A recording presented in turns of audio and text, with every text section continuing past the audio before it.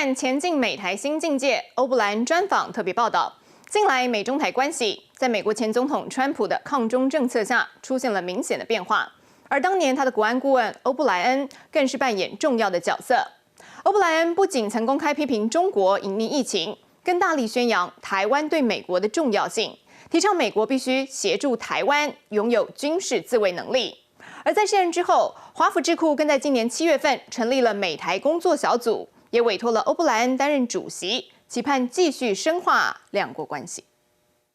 4位重要成员排站，象征台美关系又往前迈了一大步。华府智库全球台湾研究中心7月21号宣布成立美台工作小组，其中左边第2位更曾是川普的左右手，前国安顾问欧布莱恩。Look, it's a privilege to serve with the president, and we look forward to another year and a half of peace through strength. We've had tremendous foreign policy successes under President Trump's leadership. 2019年，欧布莱恩取代约翰波顿当上川普新任国安顾问，如今却凭中选成为美台工作小组的主席，愿意扛下重担。他表示十分荣幸，也认为俄乌战争后更凸显确保台湾民主的重要性。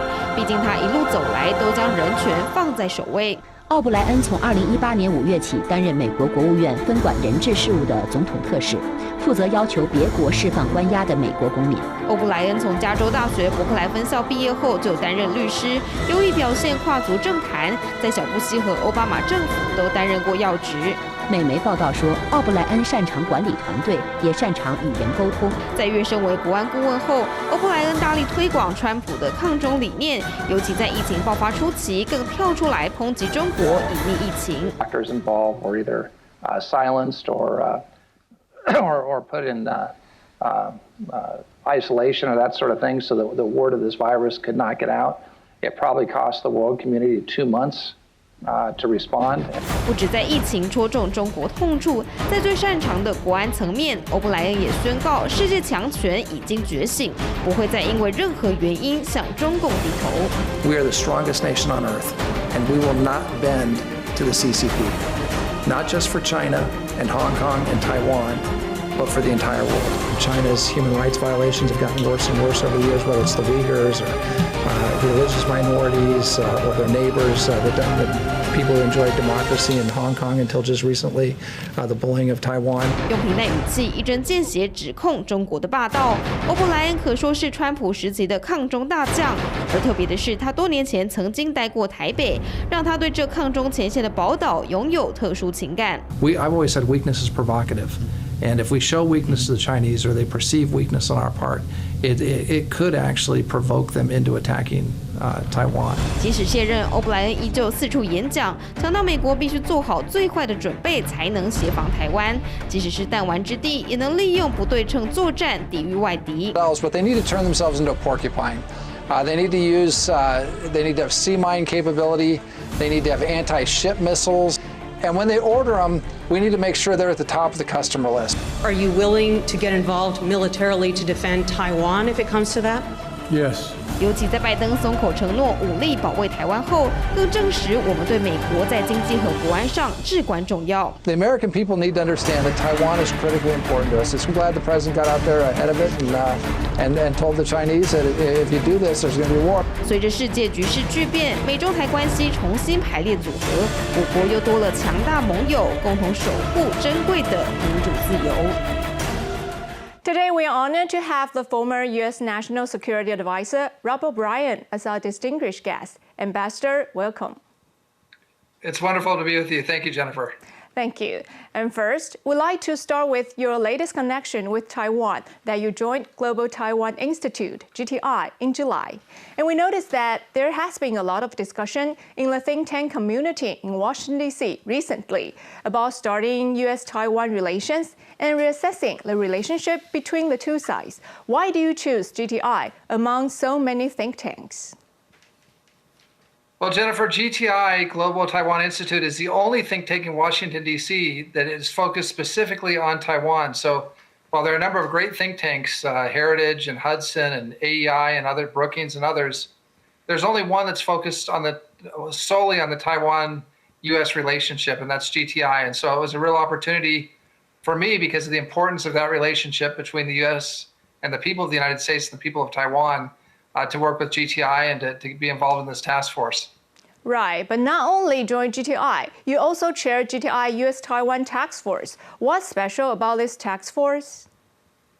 Well, there have been a number of task forces that look at the relationship between Taiwan and the United States. Of course, this is a very critical time in the history of Taiwan and the United States as we watch the global threats. We're watching what's happening in Ukraine. We're watching the threats that are being made against the democracy in Taiwan from Beijing. And so it's very important for us in the United States to figure out how do we strengthen our relationship with the people of Taiwan. And so unlike some other task force that focus just on military issues or just on security issues, we'll certainly cover those issues, but we're going to look at all the relationship in its whole: cultural relations, people-to-people relations, relations between how we govern our diplomacy back and forth between Taiwan and the United States, and of course, the security issue as well. But we're going to try and take a holistic, whole-of-government view of the relationship between Taiwan and its people and the people of the United States. Right. As you mentioned, it's the critical time to Taiwan right now. So the reason why we care about the issue so much is because the trilateral relationship between the U.S., China, and Taiwan changes almost every day. A hot topic affecting the trilateral relationship is Speaker Pelosi's recent visit to Taiwan. What's your take? Well, my take is that the Speaker of the United States House of Representatives should be able to go wherever she wants. And if she wants to go to Taiwan, she should be able to go to Taiwan. And Taiwan's a democratic country and democratic people, and they have the rule of law, and they're friends of the United States. And there's no reason that Nancy Pelosi shouldn't be able to go visit our friends. And she's not the first speaker to go. About 20 years ago, Speaker Newt Gingrich visited Taiwan. We've had a number of U.S. officials visit Taiwan. So this is something that should just happen in the ordinary course and should not be used as a pretext by Beijing to up the stakes or to create mischief or to ruin the relationship between the U.S. and China or between China and Taiwan. I think this is being used as a pretext. They're making a mountain out of a molehill and attempting to use Speaker Pelosi's visit to create trouble in the relationship, which is unfortunate. Right, I'm totally agree with you on that. The former National Security Advisor, what is your view on the executive branch's relatively conservative approach to Pelosi's visit to Taiwan? Well, I think the executive branch is always concerned with the relationship between the U.S. and Beijing, and between Washington and Beijing. That's an important relationship to the United States, and we want to make sure that we don't have a war in the Asia-Pacific region. We want to make sure that our friends in Taiwan aren't attacked. So I think they were being cautious and conservative, but I think at the end of the day, she flew there on a U.S. government airplane. That airplane was provided by President Biden, and so I think there was support for her visit. Because, look, at the end of the day, it should be very easy for people to travel around the world and not be harassed because of where they go, whether it's Taiwan or Beijing or any other place. Right, and the U.S. attitude is crucial to Taiwan. So faced with the conservative executive branch, what is your advice for Taiwan? Well, Taiwan needs to turn itself into a porcupine. I wrote an article in the Wall Street Journal with my former chief of staff, Alex Gray, and we outlined a number of steps that Taiwan needs to take. For many, many years, Taiwan has not spent enough of its GDP on defense. And Taiwan's a wealthy country. It's a very advanced country technologically, and it needs to invest in its defense. And it's not just so that it can defend against an invasion like the Russian invasion of Ukraine, but it's to deter China from even engaging in the invasion. So Taiwan needs to buy quick strike sea mines. It needs to buy naval strike missiles. It needs to buy Javelin missiles and Stingers, which have been so useful to Ukraine in fending off the Russians. And then the people of Taiwan need to prepare. And one of the things that I've recommended is that Taiwan have shooting clubs. And I know that gun ownership and gun use is a complicated issue in Taiwan. But if you watch what's happening in Latvia, Lithuania, Estonia, Poland, the people are learning how to shoot, and they're learning how to use firearms to defend themselves. And again, that's a deterrent. If the Chinese know that behind every door in every town and village and city and neighborhood in Taiwan, there's somebody with a gun, they're going to think twice about invading, and hopefully they will never invade. Right. But we have to deter them. Sorry. So since you mentioned porcupine strategy, another thing that caught worldwide attention is China has carried out serious military drills around Taiwan right after Pelosi's visit. So how would that affect the trilateral relationship between the U.S., China, and Taiwan, according to your opinion? Well, again, I think that China overreached here. I think China showed its true face here with these military exercises that serve no purpose. Everyone knows that Beijing has a big military. Everyone knows that it has a capable navy, but it's being viewed as a bully, just like Russia is being viewed by the whole world as a bully in Ukraine. China didn't help itself with these exercises, but again, it shows the desperate need of the people of Taiwan to spend the money, to have a defense budget that's big enough, and to buy the equipment they need to deter China from doing that sort of an exercise or to deter China from an actual invasion. Right, we have seen what happened in Ukraine. But speaking of the cross-strait relations, you once said that China might attack Taiwan in 2024. Do you still believe that, and why? Well, I do. I'm concerned about it, and what the form that attack takes, we don't know. It could be the outer islands of Guinea and Matsu. It could be a naval blockade. It could be some sort of economic blockade or economic sanctions that China attempts to use against Taiwan in an effort to coerce Taiwan into a one country, two systems. But of course, everybody in Taiwan is smart. They watched what happened in Hong Kong, and they watched what the promise of a one country, two systems meant to Hong Kong, and they understand it's a lie. Just like it was a lie in Hong Kong, it would be a lie with respect to Taiwan. But Admiral Davidson, our former commander of PACOM, was a great admiral, said that he thought it was a 7-year window. I think that window has gotten smaller, and I think China might attempt to coerce Taiwan or even invade Taiwan prior to the time that President Biden leaves office in 2024. Right, we're hoping the day won't come, but we have to do the best preparation. So as tensions rise in the Taiwan Strait, you had proposed the concept of a porcupine strategy. So do you agree or suggest that the U.S. should abandon strategic ambiguity? Well, I think that the proper form of strategic ambiguity can work. And President Biden has now said 3 times that the United States will defend Taiwan if it's attacked. He's been very forward-leaning on that. Now, his staff has come out later and said, no, he didn't mean that, and there's no change in policy. But it seems very clear in President Biden's mind, at least, that the U.S. will defend Taiwan in an attack. And I think that creates some uncertainty for the Communist Party of China in Beijing. They have to be very concerned if they engage in an offensive action against Taiwan that the U.S. will get involved. And although China's gotten bigger and more powerful, the U.S. still has a few tricks up its sleeve, and they should be very careful about a potential shooting war with the United States of America. Right. So when it comes to the relationship between the U.S. and Taiwan, what are some notable changes in recent years from your point of view? Well, I think we had a number of visits. Keith Kroc, who will be on the task force as an undersecretary of state, came and visited Taiwan during the Trump administration. We recently had our ambassador, I believe the ambassador to Palau, visited Taiwan in the Biden administration. So I think you're seeing more visits of that nature. I can tell you one of the things I appreciated very much is at the outset of COVID, we were short on masks. And even at the White House, we were short on masks.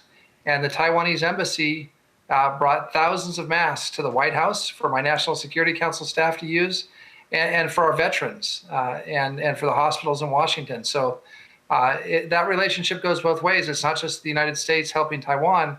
In the outset of COVID, Taiwan helped the United States, and we were grateful for that. So I think you're seeing closer relationships, people-to-people relationships, and also government-to-government relationships between the United States and Taiwan, and that's a welcome development.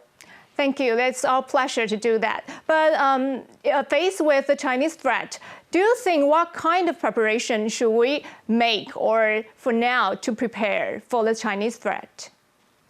Well, it's the same things I talked about earlier. I think that Taiwan is building submarines, so those need to be sped up, that production.